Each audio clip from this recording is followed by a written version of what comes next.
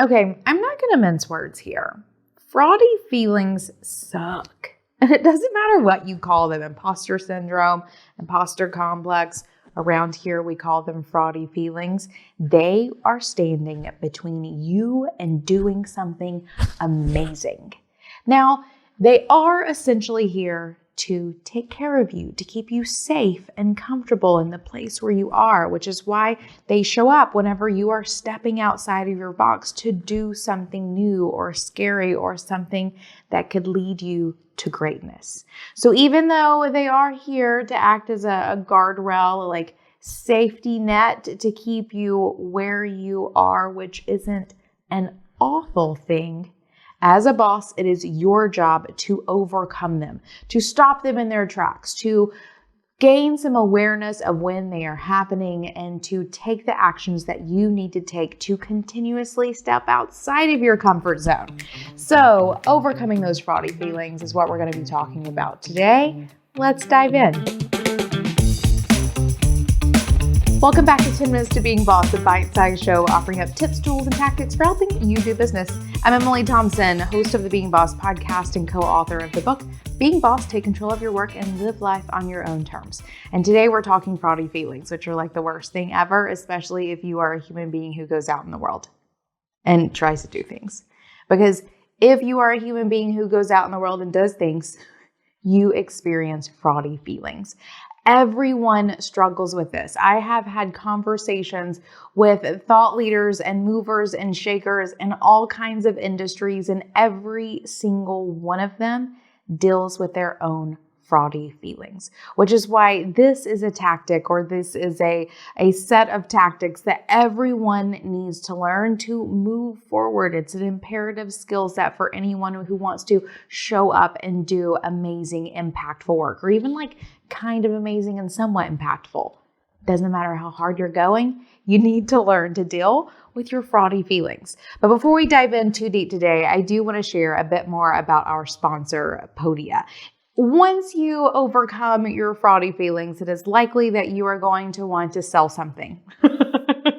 That is the boss way. And if you're into online business, then that selling something probably looks like a course or a membership or a digital download, which is where Podia comes in. It is an all-in-one digital storefront that allows you to sell digital downloads, courses, and memberships all in one place. You can sign up for a free 14-day trial with no credit card required and get 15% off for life by going to podia.com/bosses.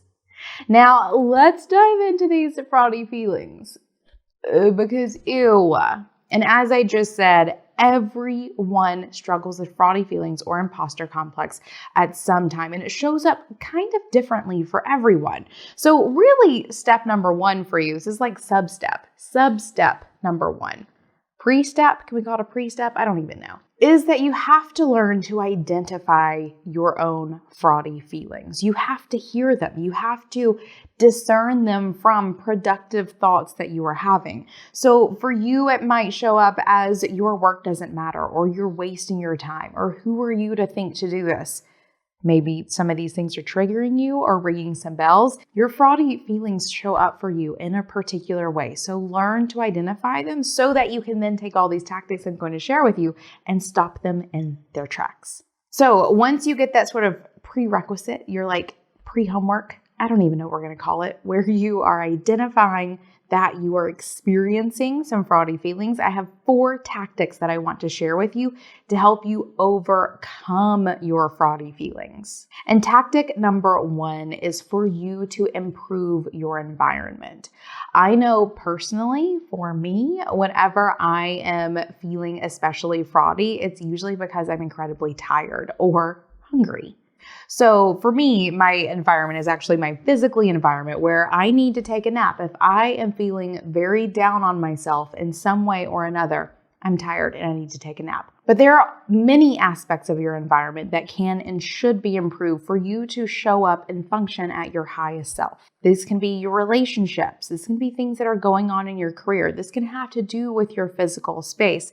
There are things that are happening in your life and work that absolutely contribute to your ability to show up and be positive for yourself, to be your own best cheerleader. And this is such an important tactic that it's actually something that we've created a worksheet for many years ago that was actually in the Being Boss book. It's not one that we've shared super openly as of yet, but I would love to share with it here for you now. It's a worksheet that's called What's in Your Orbit. And it's a powerful sort of graphic that assists you in getting really clear on the things that are happening in your life and work so you can see where things are influencing you, either positively or negatively, in the arena of your hobbies, of your space, of those relationships. So to help you improve your environment, to help you take action, head down into the description or in the show notes for this episode, and you will find a link to download that worksheet. Once you identify the areas of your life and work where you need support, where you need to take some action to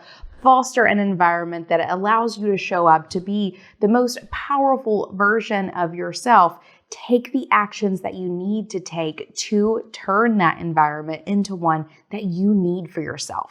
For me, this really does always look like taking a nap. I need to sleep, guys. I need to sleep a lot.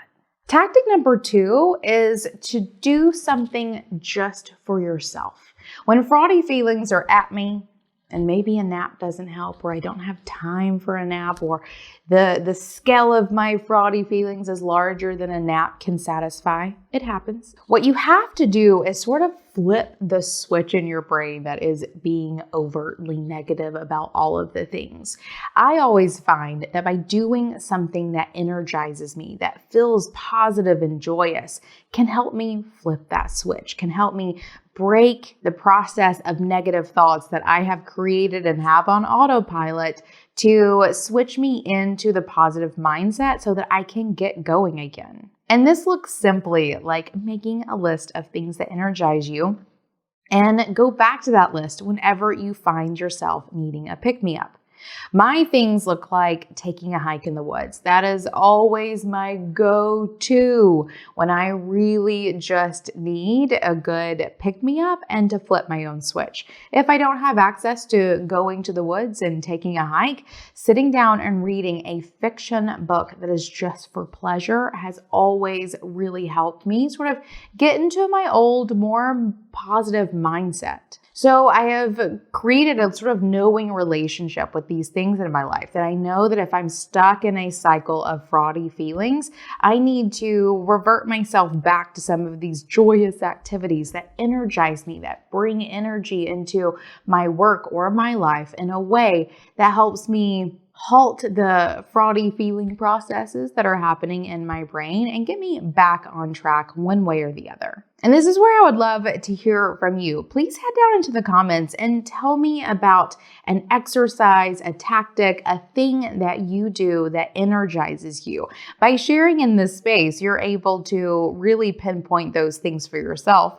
And then you're also creating a resource amongst yourselves of powerful actions that you can take or try to help yourself overcome your fraudy feelings as well, to snap you out of it one way or the other and assist you in getting back to doing the work and kicking those fraudy feelings to the curb. So head down into the comments and share with me, what is something that you do that energizes you and breaks you out of those fraudy feeling cycles? Tactic number 3 is one of my favorite go-tos. And this one is for you to look for proof. And if you want to be a very proactive boss, actually keep proof. Create a system for yourself where you are actually collecting proof for the purpose of aiding you in future bouts of fraudy feelings, because they come back, guys. They come back all the time. You have to be ready. So this can look like something like keeping your portfolio if you're a designer, simply going back and seeing that you've done amazing, beautiful work. This one project isn't going to hold you down. It can also look like keeping a doc of testimonials from your clients that you go back to and refer to as you find yourself needing to pull yourself out of some fraudy feelings. It's also great for marketing, just sort of having those testimonials around. So if you're not already doing that, still highly recommend for marketing purposes and also as your proof when you're overcoming fraudy feelings. Looking for proof can also look like having a conversation with your loved ones. People who know that you are great at what you do, who are going to sort of make you feel good, give you some compliments, whatever that looks like. You have to look for proof. You have to remind yourself that what you are doing is great so that you can start tuning out the fraudy feelings because you can't deny the proof. Which brings me to number 4, my last tactic, and that is for you to go find yourself a little win. Whenever I'm digging myself out of my fraudy feelings, one of the things that I will do is go empty my inbox. That's one that usually takes, it does take a lot of energy, I'm not going to lie, but it's an easy enough win. I don't need to exert much skill usually to empty my inbox. So I'll head into my inbox, answer all the emails, and an inbox 0 is a win that feels good. And that's sort of the thing that I want you to do here. Find something for yourself that is an easy win. Did you make a great bowl of cereal this morning for breakfast? High five. Whatever it may be for yourself, find an easy win related to your work or not to, again, break the cycle of fraudy feelings that I know can just keep on going inside your head. By crafting for yourself the ability to have an easy win, you are crafting for yourself the ability to break free of that cycle almost immediately, and that's a powerful thing. But there's sort of like a second step to this 4th tactic, and it's not just getting the win, but it's also actively celebrating it. Bring yourself even higher outside of those fraudy feelings by allowing yourself to truly celebrate and enjoy even the smallest win. And once those wins and the celebrations get rolling, you'll find yourself accomplishing anything and everything that you want to be doing, despite any fraudy feelings that you have ever felt. And with that, that's it. You have the basic tools that you need to fight your fraudy feelings and to show up as your truest, bravest, most awesome boss self whenever you need, which is kind of always. And a little reminder that these fraudy feelings literally never go away, and everyone feels them. So putting some tactics in your tool belt to pull out whenever you need is a very important way for you to continue showing up as a boss. I hope that I really got this under 10 minutes. It was short and sweet, but that was my goal today. 10 minutes to being boss. Let's see if I did it. As well as you getting over your fraudy feelings. So, hope that helps. See you around soon. Until next time, do the work, be boss.